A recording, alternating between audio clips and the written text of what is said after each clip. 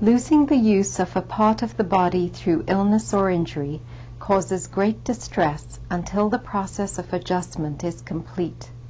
This is especially true when such a loss affects breathing and communication. When someone has surgery to remove their larynx, that is, the voice box, they lose their ability to speak with their natural voice. This surgery is called a laryngectomy.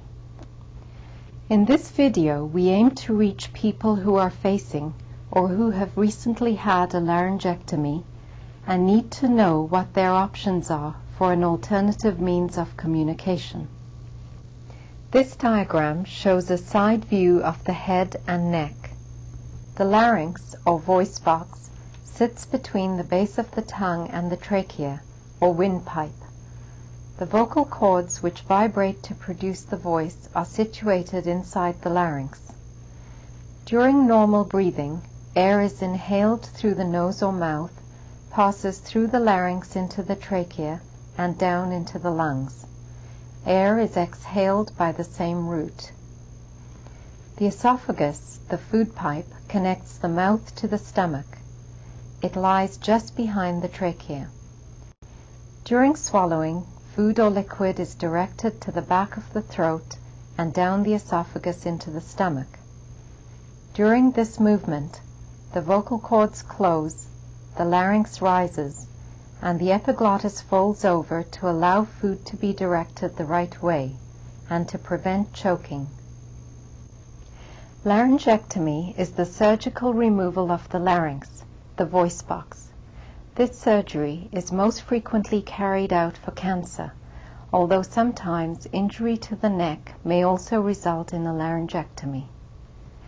The removal of the larynx may be partial or total, and may also include removal of other tissues in the neck, such as the lymph nodes. Other treatments, such as radiotherapy, may also be necessary. When the larynx is removed, the surgeon closes the connection between the windpipe and the mouth. This diagram shows where a new permanent opening is created in the neck. This opening is called a stoma. The patient now breathes through the stoma, not through the nose or mouth.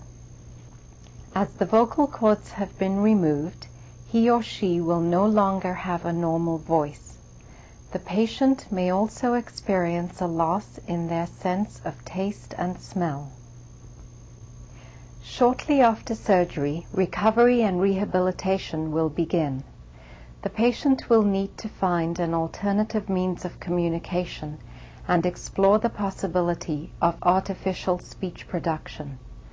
The doctor and speech-language pathologist, also called speech therapist, will discuss these methods with the patient.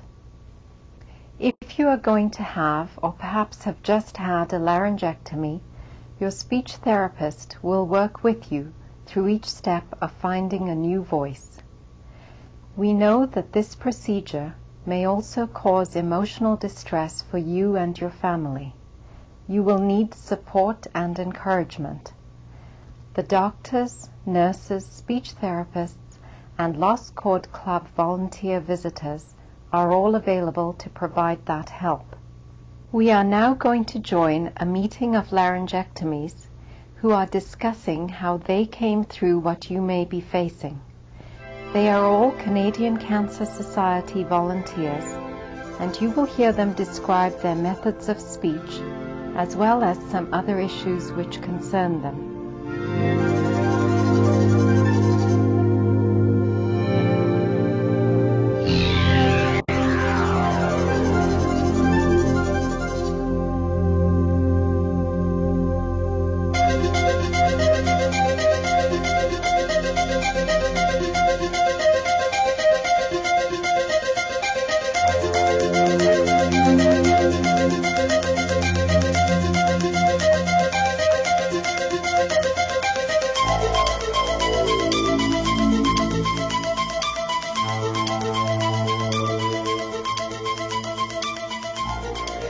We are all laryngectomies here, and it's interesting how each one of us faced the challenge to learn to speak again after our laryngectomy. Each of us achieved our goal using a different method. Margaret, would you care to tell us of your experience? VGH Laryngectomy in 1988, over 2 years ago. I was devastated, but gradually I began to speak again. I use esophageal speech as you do feel, which involves swallowing air into the esophagus, the tube connecting the mouth to the stomach. The air is brought back, causing the walls of the esophagus to vibrate and create sound. At the same time, words are formed with the mouth. It is like burping in a controlled manner while articulating speech. It can take a long time to master this technique, can it? It took me over 3 months with a speech therapist before I even made one sound, and about a year before I began to talk. How long did it take you, Margaret? About 2 months of hard work and determination. Laryngectomies are different, though. It may take many months to make progress, but it's worth it. I agree. I did not get along well with esophageal speech after my laryngectomy 25 years ago, but I found another method using this device. It works by placing the cup end of the unit over the stoma opening in the front of the neck. The tube goes into the mouth. When I exhale, a reed-like device in the unit vibrates. The sound created is passed through the tube to the mouth, and speech is formed. You can notice the slightly mechanical quality of the voice. For us laryngectomies, we have a choice of sounding husky like Lee Marvin or someone from Star Wars.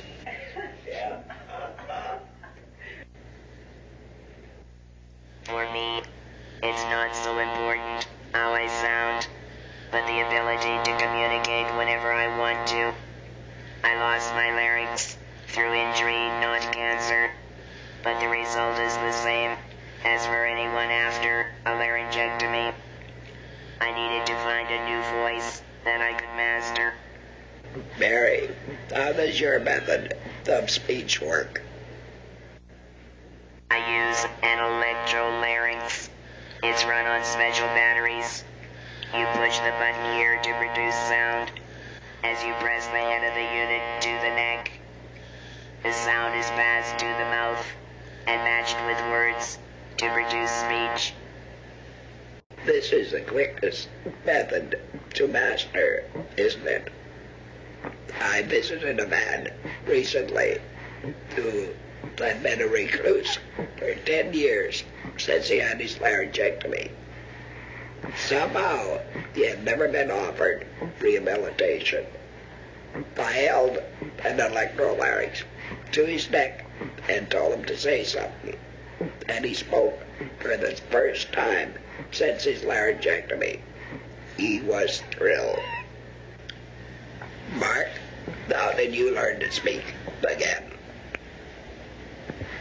6 years ago, 1 year after my laryngectomy in 1983, a new method of artificial speech became available. It uses a small silicone tube or prosthesis, which is implanted between the trachea and the esophagus.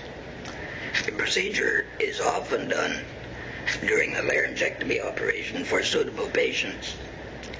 By closing the stoma with the finger or thumb, exhaled air is diverted from the trachea through the prosthesis into the esophagus. Airflow causes the walls of the esophagus to vibrate. The sound travels from the esophagus into the mouth and is used to articulate words. There is a one-way valve in the tube which prevents the return of fluid into the trachea and the lungs. We have demonstrated 4 different types of speech used by laryngectomies. Margaret and I use esophageal speech. Dawn uses pneumatic prosthesis. Mary uses an electrolarynx. And Mark has a tracheal esophageal prosthesis, TEP. While many of us master one technique, we should remember that some people need such extensive surgery that what we have learned is not a possibility for them. These laryngectomies rely on the written word to communicate. In my travels through the years, I have been amazed at the number of laryngectomies who do not speak by any means because they have never been given the chance. They tend to set themselves apart, never returning to active living. Many have not been informed as to the help that is available to make them speak again. You know, I would like every laryngectomy to be given sufficient opportunity and information to enable him or her to find a new voice. It is awful to think of people out there who have not had that chance. That's right, Mark. We are all concerned with education and support. Every new laryngectomy needs to learn a new method of communication to suit their needs. They also should know that support and encouragement are freely available through the Laryngectomy Rehabilitation Program of the Canadian Cancer Society. We try to make sure that every new laryngectomy gets this information, get them out resources available to them. Any other observations you would like to make? Barry? Now, do we inform the public that although we sound strange to them, we are normal people? Only our larynx was removed, not our brains. My complaint is that the government health departments and insurance companies do not consider the loss of the ability to communicate a disability. It means that we have to buy our own equipment and devices. The long-term disability benefits are not available to us. And yet work opportunities are denied to some of us because of our condition, and that is discrimination. I wish people would give us a little more time to speak. I find some people don't wait for me to reply. The most annoying thing is that people either say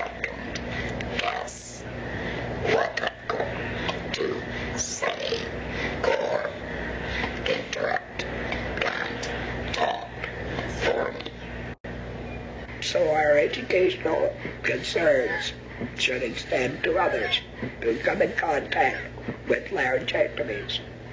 They should understand the condition. It was good to see you all here today, and I'm looking forward to our next meeting. Our regular meetings are always so valuable and enjoyable. I wouldn't miss them for the world. It's always a pleasure, as well as a great learning experience. We are all here to help each other.